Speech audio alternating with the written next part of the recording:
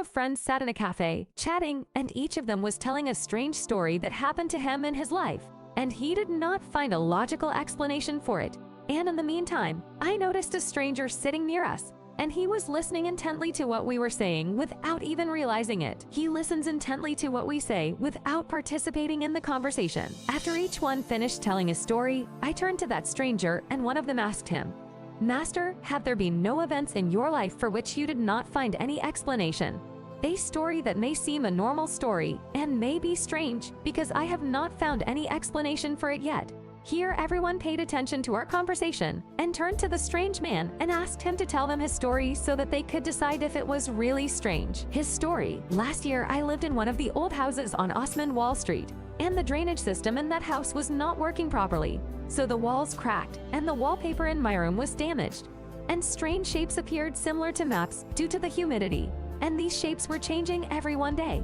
I noticed that it formed a human face in the middle of the wall, and the strange thing is that this face that appeared due to moisture and with the help of wallpaper did not change at all, but increased in clarity until it became a very clear human face as if it was a photograph after its delicate features such as eyes, hair, nose, and head composition appeared. I had a feeling that there is a person in this world who looks like him after his image was completely imprinted in my mind. So I began to search for the owner of this face among passers-by so that I might meet him. In my movements, the police and the neighbors. But I did not care for them because I was not watching the women, because all my attention was only to the men. But with all that, I failed to find the owner of that face that appeared on the wall of my room. That strange man was silent for a moment, then wiped his face with the palm of his hand. Signs of thought and fatigue began to appear on his face, and then continued to tell his story. And finally I found him. Yes, I found the owner of the face, and he was taking a taxi east to Piccadilly. So I did not hesitate to track him until we reached a station, the trains, and our friend was accompanied by a lady and a little girl who were on their way to France via the Channel. However, I continued to track them until they climbed onto the back of the ship that would cross them to the French shore. On the ship, the man and his group disappeared inside one of the private suites, and I waited until the man got out so that he could board the ship with the little girl. The strange man was silent for a moment and then continued to tell his story. I approached the man with the face and asked him with boldness to give me his own card because I need it most. And here the man liked it. But with that, he put his hand in his pocket and took out a golden card that he presented to me, and then left with the girl quietly without he asks me about the reason. And after I leave, I withdraw in one of the corners and look at the card. I was appalled by what I saw, and the world revolved around me, and I was dizzy. That was not caused by the sea, but what I saw was the reason. I read in the card, Strassman Wall from the United States, and Osman Wall is the name of the street in which I live. And the word wall means a wall. The strange man stopped telling his story, and we looked at each other. His story exceeded everything we had seen this evening. But the story was not over yet. A well-known figure, an American millionaire of British origin who lives between America and England. But I did not know his address in London. And on that day I fell into a deep sleep from the severity of fatigue. And in the morning, I opened my eyes and looked at the wall where there is a picture, Osman Wall, drawn by the humidity. It started so faint this morning that I could hardly recognize it, the thing that made me sad. So I went out of the house, and when I read the morning newspapers, I saw this news, an American millionaire in a car accident. And I read that the well-known millionaire Osman Wall had a car accident and is now in the recovery room after his condition worsened. He stopped. The strange man refused to tell his story and then continued. Strangely enough, when I returned to my room, the picture of the face painted on the wall had completely vanished. Some cracks and strange shapes disappeared from the dampness, and in the evening came the evening papers announcing the death of Mr. Osman Wall, and so the story ended. But the strange man fell silent after he completed his story, and we all cried. It is a really strange story, a story that cannot be explained in any way because it is stranger than fiction. And here the strange man said, "Yes, it is indeed a strange story, but there are 3 things that can be clarified about this story. First, it is normal that a picture of a face appears on the wall due to moisture and resembles a person. But when this picture disappears with the death of this person, it is a strange and inexplicable matter. Secondly, that the name of the person matches the name of the place in which it appeared. This is another matter that cannot be explained either." The strange man got up from his seat and then began to leave. And before he left, someone asked him, "Excuse me, sir, I said there are 3 things that can be clarified about this story, and you only mentioned 2. And here the strange man answered coldly, Oh, I'm sorry, I forgot to explain to you the third thing about the story, which is that I composed it in less than half an hour while I was listening to your talk, then left in our astonishment. في إحدى ليالي الشتاء الباردة، جلس مجموعة من الأصدقاء في أحد المقاهي يدردشون، وكان كل منهم يحكي قصة غريبة حدثت له في حياته ولم يجد لها تفسيرا منطقيا. وفي هذه الأثناء لاحظت وجود شخص غريب يجلس بالقرب منا، وكان يستمع باهتمام لما نقوله دون أن يدرك ذلك.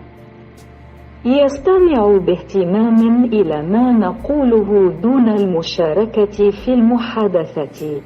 وبعد أن انتهى كل واحد من سرد قصته، التفت إلى ذلك الغريب فسأله أحدهم: يا معلم، هل حدثت أحداث في حياتك ولم تجد لها تفسيرا؟ قصة قد تبدو قصة عادية وقد يكون غريبا لأنني لم أجد أي تفسير لذلك بعد.